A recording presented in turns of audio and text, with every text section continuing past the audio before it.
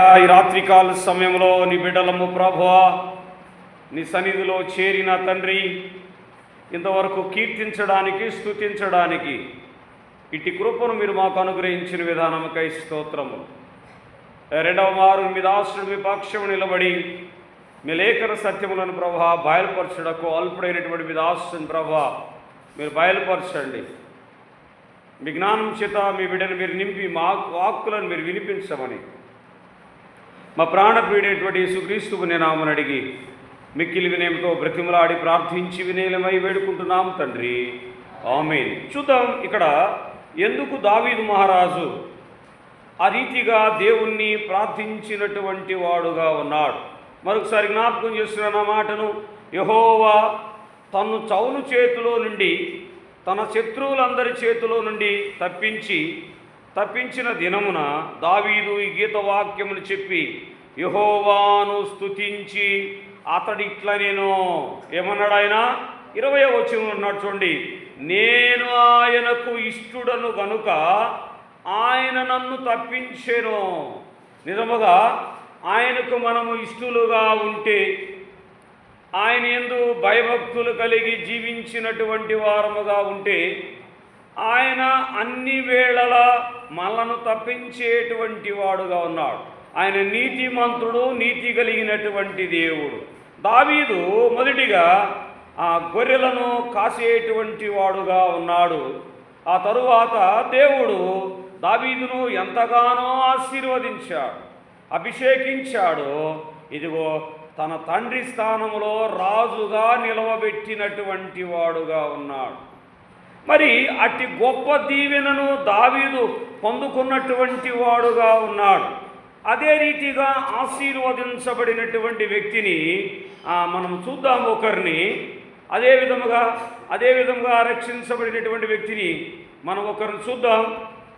చూడగలిగితే అక్కడ అంటున్నాడు, నిర్గమాకాండ గ్రంథము 15వ అధ్యాయం, నిర్గమాకాండ గ్రంథము 15వ అధ్యాయము మొదటి వచనంలో అంటున్నాడు, చూద్దాం. అప్పుడు మోషే ఇశ్రాయేలును యెహోవాను గూర్చి ఈ కీర్తన పాడిరి, యెహోవాను గూర్చి గానము చేసేదను, ఆయన మిగులు అతిశయించు జయించును, గుర్రములను దాని రౌద్రములను ఆయన సముద్రములో పడవేసెను. అక్కడ దావీదు గొర్రెలు కాసేటువంటి దావీదుని రాజుగా నియమించాడు. సౌలు చేతిలో నుంచి తప్పించినటువంటి వాడుగా ఉన్నాడు. ఇక్కడ మోషేను కూడా సైన్యములు ఏం చేశాడంటే సముద్రములో అనగదొక్కినటువంటి వాడుగా ఉన్నాడు. ఎందుకంటే దేవుడు ఇరువురికి తోడుగా ఉన్నారు, లేదా దేవుని సమక్షములు ఇరువురు కూడా ఇష్టలుగా జీవించినటువంటి వారుగా ఉన్నారు. కాబట్టి దేవుడు ఆ రీతిగా ఇద్దరిని వాడుకున్నాడు.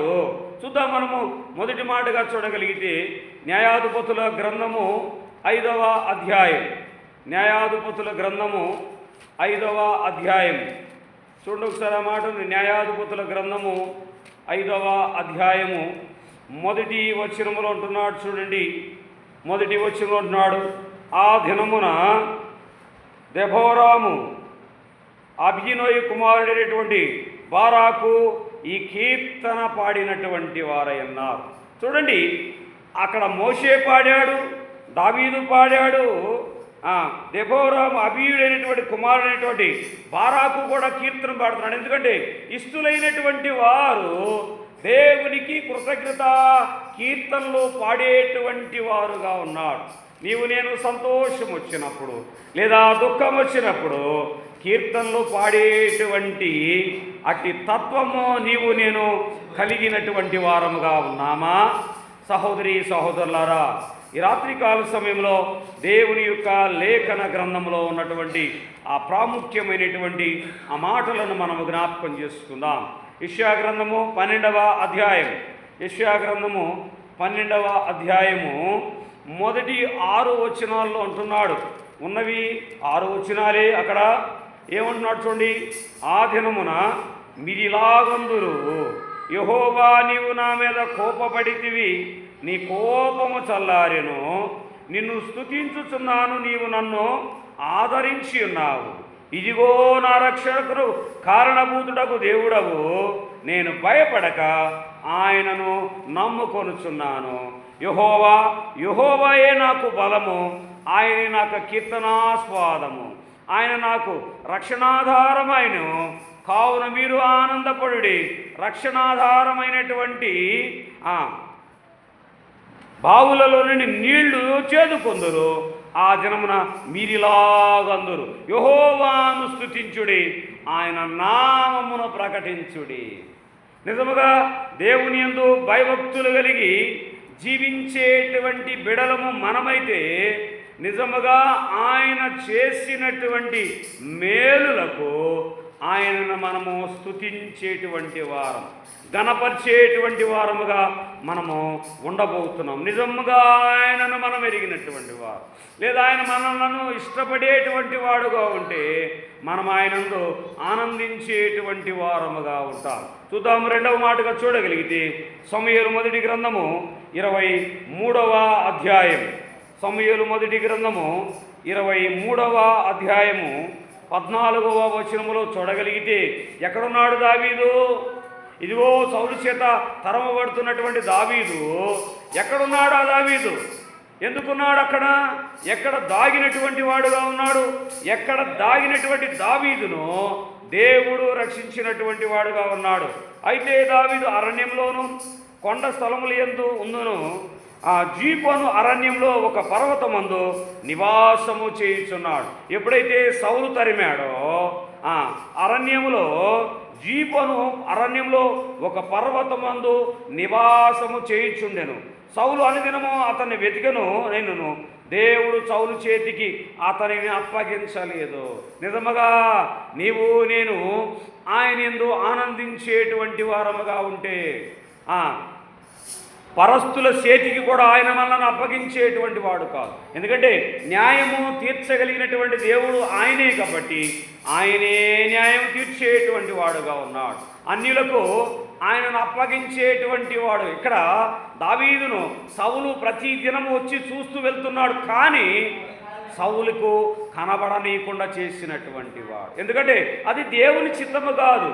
దావీదు దేవుణ్ణి గణపరిచినటువంటి వాడుగా ఉన్నాడు కాబట్టి కీర్తనలతో ఆశీర్వదించినటువంటి వాడుగా ఉన్నాడు. అక్కడే ఉన్నాడు, కానీ సౌలు చేతికి చిక్కడం లేదు.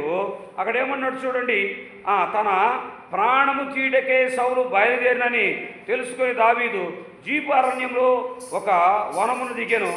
అప్పుడు సౌలు కుమారుడైనటువంటి యోనాతాను లేచి వనములో ఉన్నటువంటి దావీదు వద్దకు వచ్చి, నా తండ్రి అయినటువంటి సౌలు నిన్ను పట్టుకొనజాలడు, నీవు భయపడవద్దు, నీవు ఇశ్రాయేలీయులకు రాజు అగుదువు, నేను నీకు సహకారినవుదును, ఇది నా తండ్రి అయినటువంటి సౌలుకు తెలిసి ఉన్నదని అతనితో చెప్పి దేవుని బట్టి అతను బలపరిచినటువంటి వాడు. చూడండి, ఎవరైతే వెంటాడుతున్నారో, ఎవరైతే సంపాలని ఎదురు చూస్తున్నటువంటి సౌలు యొక్క కుమారుడు దావీదును బలపరిచి సహకరించినటువంటి వాడుగా ఉన్నాడు. అంటే శత్రువులను కూడా ఆయన మిత్రులను చేసి నడిపించేటువంటి సామర్థ్యం కలిగినటువంటి దేవుడు. నిజముగా నీవు నేను విశ్వసించగలుగుతున్నామా? నీవు నేను విశ్వసించగలిగితే చూడండి, సౌలు చేత మరణావస్థకు గురి కావలసినటువంటి దావీదును సౌలు కుమారుడైనటువంటి యోనాతానే బలపరిచి ధైర్యపరిచి తప్పించినటువంటి వాడు. శత్రువుల చేతికి నుండి ఆయన తప్పించేటువంటి వాడు. సమూయేలు మొదటి గ్రంథము 24వ అధ్యాయం. సమూయేలు మొదటి గ్రంథము 24వ అధ్యాయము 15వ వచనంలో కూడా ఒక మాట చూడగలుగుతుంటున్నాడు. చూద్దాం అక్కడ, యెహోవా నీకును నాకును మధ్య న్యాయాధిపతివై తీర్చుగాక, ఆయనే సంగతి విచారించి నా పక్షమున వ్యాజ్యమాడి నా వశము కాకుండా నన్ను నిర్దోషిగా తీర్చునుగాక. నీ వశము కాకుండా చేశాడు నన్ను. అది దేవుని యొక్క సంకల్పము. ఒకవేళ మనము ఈ లోక సంబంధమైనటువంటి అపవాది చేతిలో నుండి ఆయన మనను ఇంతకాలము మనం విడిపించామంటే ఆయన చిత్తములో మనమందరము ఉన్నటువంటి వారముగా ఉన్నాం. నిజముగా దేవుని యందు ఇష్టలుగా మనము నీవు నేను జీవించేటువంటి వారముగా ఉన్నామా? ఎందుకు అంటున్నాడు ఆ మాటను? 25:19 అంటున్నాడు చూడండి. మొదటి సమూయేలు గ్రంథము 25వ అధ్యాయము 29వ వచనంలో అంటున్నాడు చూడండి. నిన్ను హింసించటకైనను నీ ప్రాణము తీయటకైనను ఎవడైనా ఉద్దేశించిన ఎడలా నా ఏలినవాడగు నీ ప్రాణము నీ దేవుడైన యెహోవాతోనున్న ఆ జీవపు మాటల్లో కట్టబడును. ఒకడు వడిసెలతో రాయి విసిరినట్లు ఆయన నీ శత్రువు ప్రాణమును విసరివేయును. జాగ్రత్త. ఆయన సంకల్పంలో మనం ఉన్నాము కాబట్టి ఆయన అన్ని వేళలా దావీదును కాపాడినటువంటి వాడుగా ఉన్నాడు. మరి నీవు నేను కూడా అదే రీతిగా దేవునికి ఇష్టలుగా కానీ జీవించగలిగితే, దేవుని యందు ప్రీతికరమైనటువంటి వారముగా నీవు నేను ఉండగలిగితే ఆయన మనను జీవింపజేసేటువంటి వాడు. మరణకరమైనటువంటి ఆ ఛాయల్లో నుంచి ఆయన మనను విడిపించేటువంటి వాడుగా ఉన్నాడు. అదే సమూయేలు మొదటి గ్రంథము 26వ అధ్యాయము 4వ వచనములు అంటున్నాడు చూడండి. వేగులు వారిని పంపి నిశ్చయముగా సౌలు వచ్చినని తెలుసుకున్నటువంటి వాడుగా ఉన్నాడు దావీదు. చూడండి, ఎట్టి జ్ఞానమును దావీదుకు దేవుడు అనుగ్రహించినటువంటి వాడై ఉన్నాడు. నీవు నేను ఎందుకు పొందుకోలేకపోతున్నాం? అటు జ్ఞానమును ఎందుకు పొందుకోనొల్లనటువంటి వాళ్ళముగా ఉన్నామో 27వ అధ్యాయం 1వ వచనములో అంటున్నాడు చూడండి. తరువాత దావీదు, నేను ఇక్కడ నిల్చుట మంచిది కాదు, ఏదో ఒక దినము నేను సౌలు చేత నాశనమగుదును, నేను ఫిలిష్తీయుల దేశంలోనికి తప్పించుకొని పోవుదును. అప్పుడు సౌలు ఇశ్రాయేల్ సరిహద్దులోని నన్ను వెదుగుట మానుకొను కనుక నేను అతనికి చెరలో నుండి తప్పించుకుందునని అతను అనుకున్నటువంటి వాడుగా ఉన్నాడు. నిజంగా అది దేవుని సంకల్పం అయితే జీపు అరణ్యములో ఆయన తప్పించాడు. తన కుమారుని చేత వర్తమానం పంపించి బలపరిచినటువంటి వాడుగా ఉన్నాడు. నీవు నేను దేవుని యొక్క సముఖంలో ఉండగలిగితే, నీవు నేను దేవుని యొక్క సన్నిధిలో ఉండగలిగితే ఎన్ని ఇరుకు ఇబ్బందుల నుంచైనా ఆయన మనలను రక్షించేటువంటి వాడుగా ఉన్నాడు. చూద్దాం. మనము కొరింథీయులకు రాసినటువంటి 2వ పత్రిక 1వ అధ్యాయం, అపోస్తలుడైనటువంటి పౌలు కొరింథీయులకు రాసినటువంటి 2వ పత్రిక 1వ అధ్యాయము 10వ వచనములో అంటున్నాడు ఒక మాటను. అక్కడ రాయబడి చూడండి. ఆయన అట్టి గొప్ప మరణం నుండి మమ్మను తప్పించును, ఇక ముందుకును తప్పించుచు మరియు మా కొరకు ప్రార్థన చేయడం వలన మీరు కూడా సహాయం చేయుచుండగా ఆయన ఇక ముందును మమ్మను తప్పించునని ఆయన యందు నిరీక్షణ గలవారమై ఉండాలి. ఆయన అన్ని ఆపదల్లో నుంచి మనలను తప్పిస్తాడనేటువంటి ఒక శుభప్రదమైనటువంటి నిరీక్షణ కలిగినటువంటి వారమై నీవు నేను మనమందరము కూడా ఎదురు చూచేటువంటి వారముగా ఉండాలి. మరి అట్టి నిశ్చలమైనటువంటి స్థితిలో నీవు నేను ఉండగలిగేటువంటి వారముగా ఉన్నామా? అట్టి కృపను మనము నీవు నేను పొందుకునేటువంటి వారముగా ఉన్నామా? ఆడంటున్నాడు అపోస్తలుడైనటువంటి పౌలు తిమోతికి రాసినటువంటి 2వ పత్రిక 4వ అధ్యాయం. అపోస్తలుడైనటువంటి పౌలు తిమోతికి రాసినటువంటి 2వ పత్రిక 4వ అధ్యాయము 18వ వచనములు అంటున్నాడు చూడండి. ప్రభువు ప్రతి దుష్కార్యం నుండి నన్ను తప్పించు తన పరలోక రాజ్యమునకు చేరునట్లు నన్ను రక్షించును, యుగ యుగములు ఆయనకు మహిమ కలుగును. ఆమేన్. నిజముగా ఏ దుష్కార్యంలో నుండైనా ఆయన నిన్ను నన్ను మనందరినైనా తప్పించేటువంటి వాడుగా ఉన్నాడు. ఆయన కృపలో మనముంటే, ఆయనకి ఇష్టలుగా నీవు నేను జీవించగలిగితే ఆయన అన్ని వేళలా మనను తప్పించేటువంటి వాడుగా ఉన్నాడు. ప్రకటన గ్రంథము 7వ అధ్యాయం, ప్రకటన గ్రంథము 7వ అధ్యాయము 9వ వచనములు అంటున్నాడు చూడండి. ప్రకటన గ్రంథము 7వ అధ్యాయము 9వ వచనములు అంటున్నాడు చూడండి. అటు తరువాత నేను చూడగా ఇదిగో ప్రతి జనములో నుండి, ప్రతి వంశంలో నుండి, ప్రతి ప్రజల్లో నుండి, ఆయా భాషలు మాట్లాడు వారి నుండి వచ్చు ఎవడను లెక్కింపజాలడు ఒక గొప్ప సమూహము కనబడెను. వారు తెల్లని వస్త్రములు ధరించుకున్న వారై ఖర్జూరపు మట్టలు చేత పట్టుకుని సింహాసనం ఎదుట గొర్రెపిల్ల ఎదుట నిలవబడినటువంటి వారుగా ఉన్నారు. వారు తీర్పులో నిలబడేటువంటి వారు రేపు.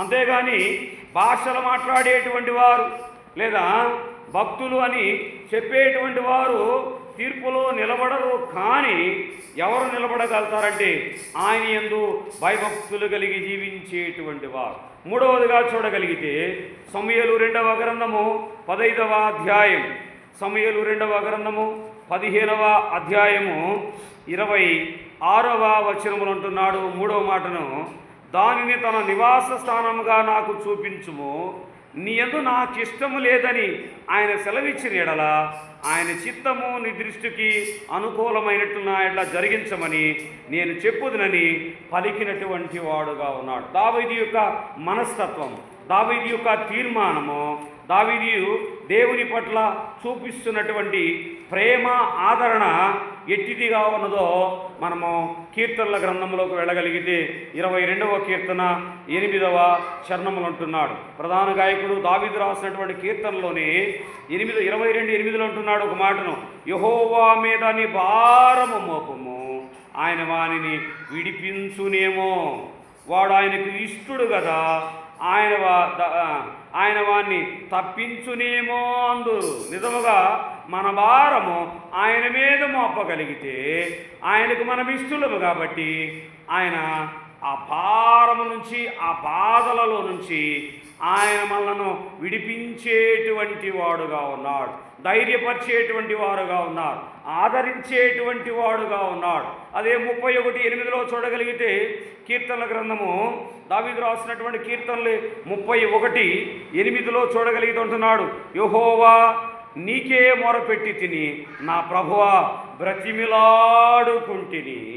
ఎప్పుడైతే అరణ్యంలో జీపు అరణ్యంలో ఉన్నాడో దావీదు సౌలు చేత తరంబడి యెహోవాకే మొరపెడుతున్నాడు, అయ్యా నీవు నన్ను ఇట్టి దుష్కార్యముల నుండి నీవు కాచేటువంటి వాడు, కాపాడేటువంటి దేవుడవు నీవు నన్ను పిలిచావు, నీవే నన్ను కాపాడేటువంటి వాడుగా ఉన్నావని దేవునికి మొరపెడుతున్నటువంటి వాడుగా ఉన్నాడు.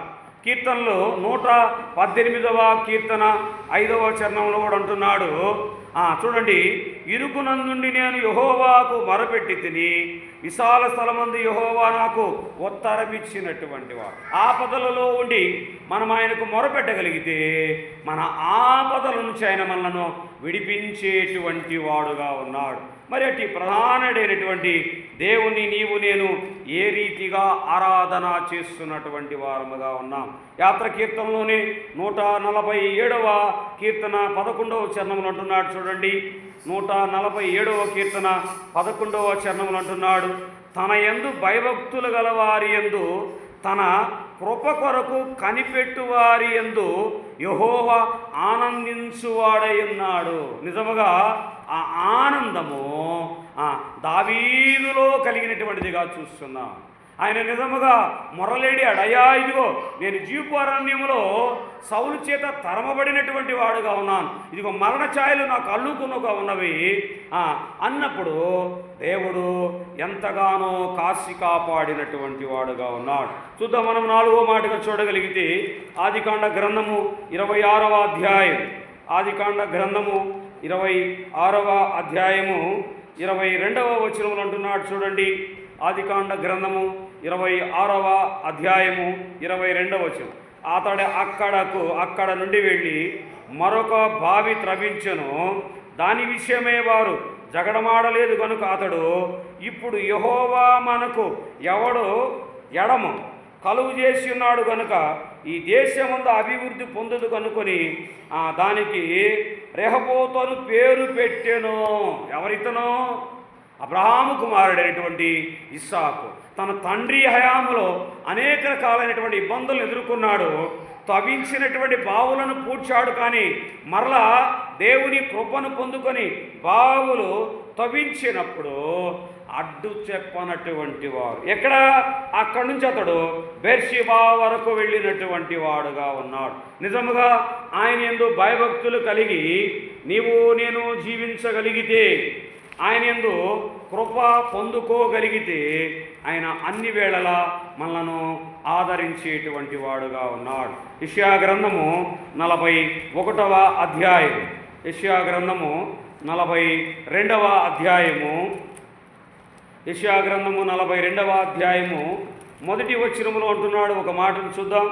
42 మొదటి వచనములో అంటున్నాడు, ఇదిగో నేను ఆదుకొను నా సేవకుడు, నేను ఏర్పరచుకున్నవాడు, నా ప్రాణమునకు ప్రియుడు, అతని యందు నా ఆత్మను ఉంచినాను, అతడు అన్యులకు న్యాయము కనబర్చును. నిజముగా ఆయన ఏర్పరచుకున్నటువంటి వారముగా ఉన్నామా?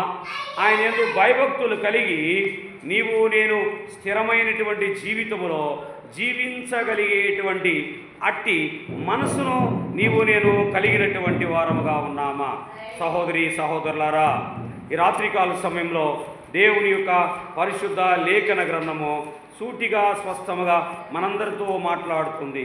చివరిగా చూడగలిగితే దినవృత్తాంతాల మొదటి గ్రంథము 4వ అధ్యాయం, దినవృత్తాంతాల మొదటి గ్రంథము 4వ అధ్యాయము 10వ వచనంలో ఆ మాటను జ్ఞాపకం చేసుకుందాం. 4వ అధ్యాయము 10వ వచనంలో అంటున్నాడు చూడండి, ఎబేజు ఇశ్రాయేలు దేవుని గూర్చి మొరపెట్టి, నీవు నన్ను నిశ్చయముగా ఆశీర్వదించి నా సరిహద్దులను విశాలపరిచి నీ చెయ్యి నాకు తోడుగా.